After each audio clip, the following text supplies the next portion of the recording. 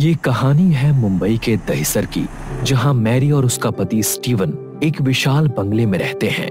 उनके पास पैसा है, हर सुख सुविधा है, फिर भी उनकी आंखों में उदासी छाई रहती है, क्योंकि कुछ महीने पहले हैलोवीन की काली रात में उनका बेटा मर गया था और ये विशाल बंगला अब सूना पड़ा है, जैसे कोई मातम बिछा हो। स्टीवन, ये घर कितना सूना हो गया है, हर दिन एक जैसा खामोश। इससे तो अच्छा है हम किसी अनाथालय से एक बच्चा गोद ले लें। उसकी हंसी, उसकी शरारतों से ये घर फिर से गूंज उठेगा। मैरी और स्टीवन ने ऐसा ही सोचा और अनाथालय से एक बच्चे जॉन को गोद ले लिया। अब तीनों उस बंगले में हंसी खुशी रहने लगे। समय बीतता गया। जब मैरी, स्टीवन और जॉन गहरी नींद में डूबे थे, रसोई से एक गिलास टूटने की आवाज आई, जैसे किसी ने गिलास को पूरी ताकत से फर्श पर पटक दिया हो। मैरी की नींद खुल गई। वो डरते डरते रसोई की ओर भागी और वहां फर्श पर टूटा गिलास बिखरा पड़ा था और दीवार पर एक बच्चे की परछाई हिल रही थी।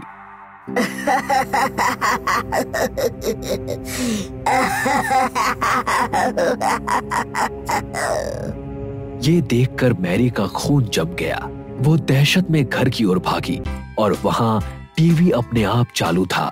स्क्रीन पर एक बच्चा भूत के डरावने कॉस्ट्यूम में नाच रहा था और जॉन उसे देख रहा था। ये तो डेविड नाच रहा है। जॉन, ये टीवी किसने चालू किया? मैरी ने जॉन की ओर देखा। उसकी आंखें लाल थीं और उसके चेहरे पर एक डरावनी मुस्कान थी, जैसे कोई और उसमें समा गया हो। जॉन, मैं पूछ रही हूँ, ये टीवी किसने चालू किया? जॉन चुप रहा। मैरी ने गुस्से में टीवी बंद कर दिया, लेकिन स्क्रीन पर डेविड का चेहरा बार बार फ्लैश करने लगा। उसकी आंखें सफेद थी, जैसे कोई मृत आत्मा हो।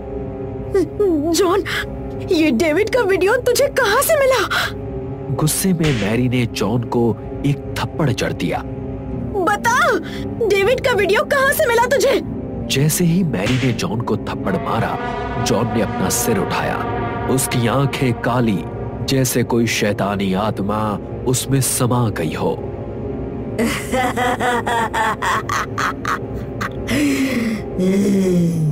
आज मैं तुझे छोड़ूंगा नहीं। जॉन मैरी के पीछे दौड़ा। मैरी दहशत में वहां से भागी और एक कमरे में जाकर दरवाजे को बंद कर लिया। डर के मारे वो वहीं बैठ गई। स्टीवन तो उसी घर में सो रहा है। मैरी इतना डर गई थी कि स्टीवन को देखने भी नहीं गई और वहीं सो गई। रात बीत गई। सुबह जब उसकी आंख खुली तो उसकी नजर दीवार पर पड़ी, जहां खून से लिखा था, तूने मुझे क्यों मारा, अब मेरी बारी। ये देखकर मैरी का खून जम गया। वो जोर से चीखी और घर से बाहर भागी। Steven! Steven! John! John! Mary ने बहुत आवाज लगाई। बंगले में हर कोने को छाना, लेकिन बंगले में ना स्टीवन था और ना ही जॉन। मैरी वहां से भाग खड़ी हुई। मैरी दौड़ते हुए चर्च में फादर जेम्स के पास पहुंची। फादर, मुझे बचा लीजिए, मुझे बचा लीजिए। क्या हुआ बेटी? मैरी ने फादर जेम्स को सारी बात बताई कि उसके घर में कोई भूतिया साया है। आज हैलोवीन का दिन है। आज मृत और जीवित दुनिया के बीच का पर्दा पतला हो जाता है। आत्माएं आसानी से पृथ्वी पर आ जाती हैं। फादर, मुझे इस डेविड से बचा लीजिए। उसने मेरे पति को पहले ही गायब कर दिया है। फादर जेम्स मैरी के घर की ओर निकले। मैरी ने दरवाजा खोला तो देखा जॉन ने एक डरावने भूत का कॉस्ट्यूम पहना हुआ था और उसका सिर झुका हुआ था। जॉन, जॉन, तूने ये कॉस्ट्यूम कहाँ से लिया? मैंने तो इसे नहीं खरीदा।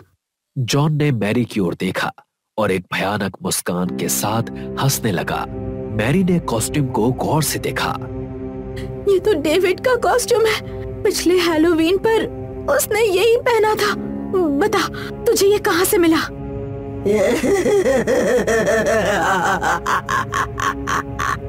सावधान मैरी, डेविड की आत्मा आ चुकी है। जॉन अचानक मैरी पर झपटा।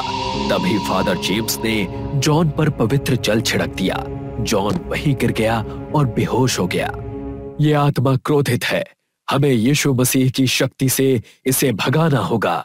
फादर जेम्स ने घर के चारों कोनों में पवित्र जल छिड़का, अपने थैले से बाइबल निकाली, मोमबत्तियां जलाई और कमरे के बीच में एक क्रॉस रखा।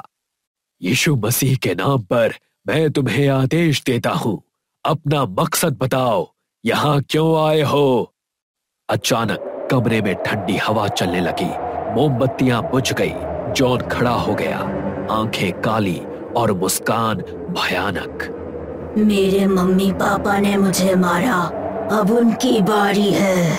हे अशुद्ध आत्मा, मैं तुम्हें यीशु मसीह के नाम पर भागने का आदेश देता हूं। लेकिन आत्मा और शक्तिशाली हो गई। क्रॉस हवा में उड़कर दीवार से टकराया और टूट गया। फादर जेम्स का चेहरा पसीने से भीग गया।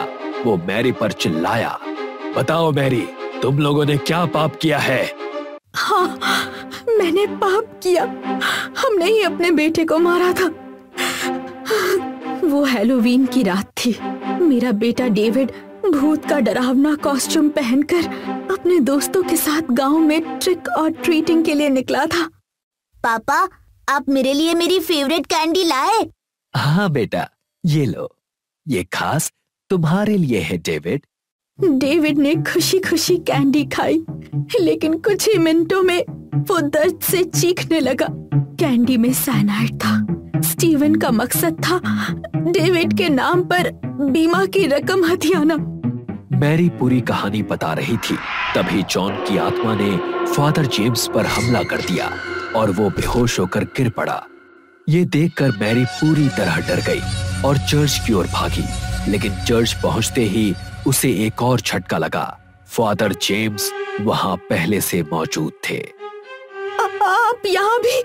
आप तो अभी तो आप मेरे घर में थे। मुझे पहले से सच पता था, इसीलिए डेविड की आत्मा को शक्ति देने के लिए मैंने गुप्त बलि दी थी। वो देखो। मैरी ने देखा, फादर जेम्स ने उसके पति स्टीवन की बलि दी थी। उसका सिर धड़ से अलग था। तूने मेरे साथ छल किया। तूने ही मेरे पति को गायब किया है। हाँ, क्योंकि पापी को सजा मिलनी ही चाहिए। तुम और तुम्हारे पति ने पाप किया था। जॉन अब मैरी के सामने खड़ा था। उसके अंदर डेविड की आत्मा समाई हुई थी। तुम लोगों ने मुझे मारा, अब मेरी बारी है।